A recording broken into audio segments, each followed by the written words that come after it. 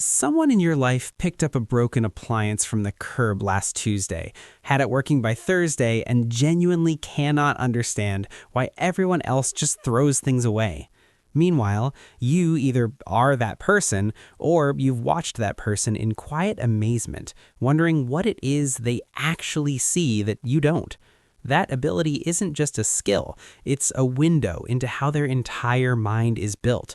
If you're someone who instinctively reaches for the screwdriver before the receipt, you already know there's something deeper going on. You don't just fix things, you experience the world differently. You see failure as temporary. You see objects as conversations waiting to happen. And for everyone who loves someone like this, or has always envied them from the other side of the room, this is going to explain a lot about why they are the way they are. Because the psychology behind people who can repair anything is far more fascinating than anyone gives it credit for. You are not a handyman. You are not just practical. There's a cognitive signature behind what you do, a set of mental habits so deeply embedded that they shape how you handle everything, not just broken machines, but broken plans, broken relationships, broken moments. You see problems where others see dead ends. You feel a kind of pull toward dysfunction that most people would call stress, but you call interesting. And there's a reason for that.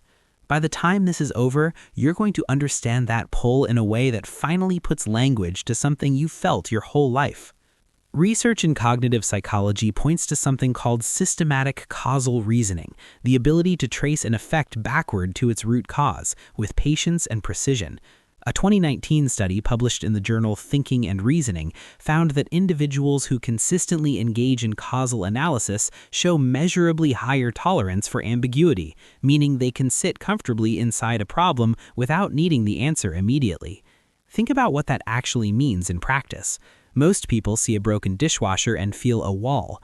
Repairers see a broken dishwasher and feel a thread, something to pull, to follow, to unravel until the answer shows itself. It's the difference between treating a problem like a punishment and treating it like a puzzle.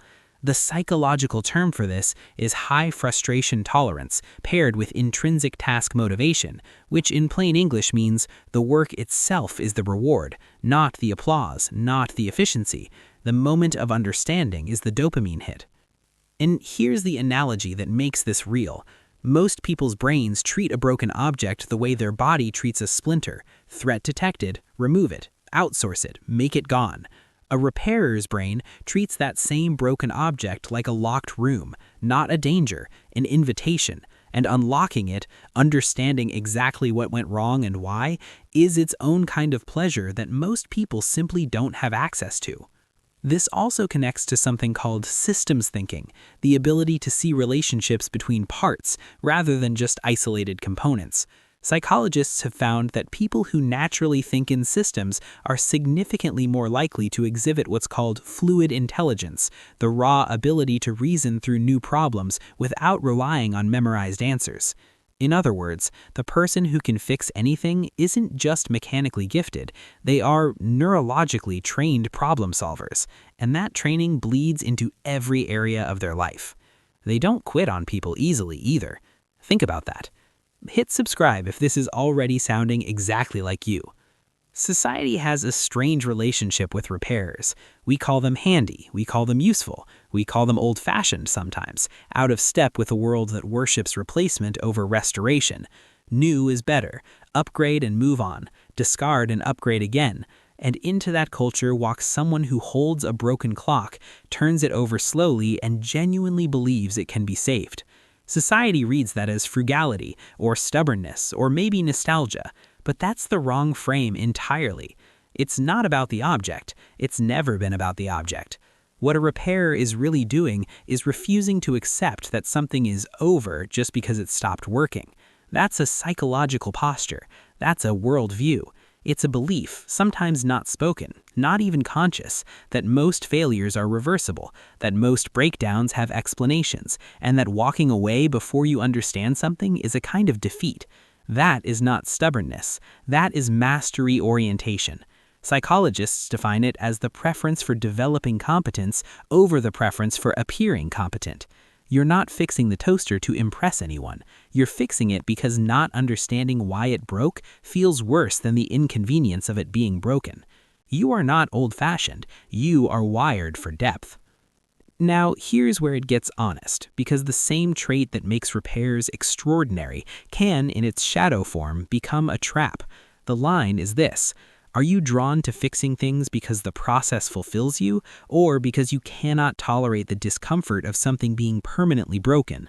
One is mastery, the other is control. And when that need to fix migrates from objects to people, it can quietly become a way of avoiding the fact that some things, some relationships, some situations, some chapters, genuinely cannot and should not be repaired. If you always reach for the screwdriver, sometimes you miss the moment when the right answer is to set it down. But for most people watching this, that's not the story. The story is simpler and more beautiful than that.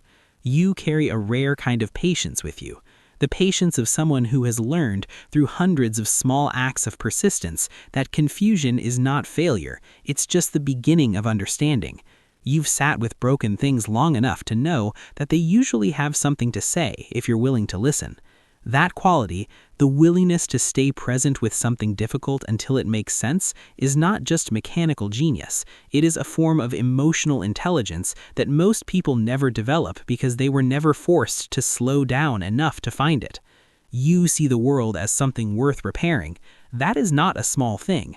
It means you believe, at a fundamental level, that effort still matters, that things don't have to be replaced just because they're imperfect, that broken is not the same as finished. And whether you're holding a stripped bolt, or a strained relationship, or a plan that fell apart, you show up with the same quiet confidence. There's a reason this isn't working, and you're going to find it. Some people walk through life replacing what breaks. You stay and figure out why. That's not a hobby, that's a philosophy. Tell me, are you someone who fixes everything, or do you know someone like this and just can't explain how they do it? Drop it in the comments because I want to know which side of that line you're on. And if you want to understand the psychology most people never learn about the way they think, the next video on PsychoLogic goes somewhere most channels won't touch. It's going to reframe something you do every single day without realizing what it says about you. Watch it. You'll see exactly what I mean.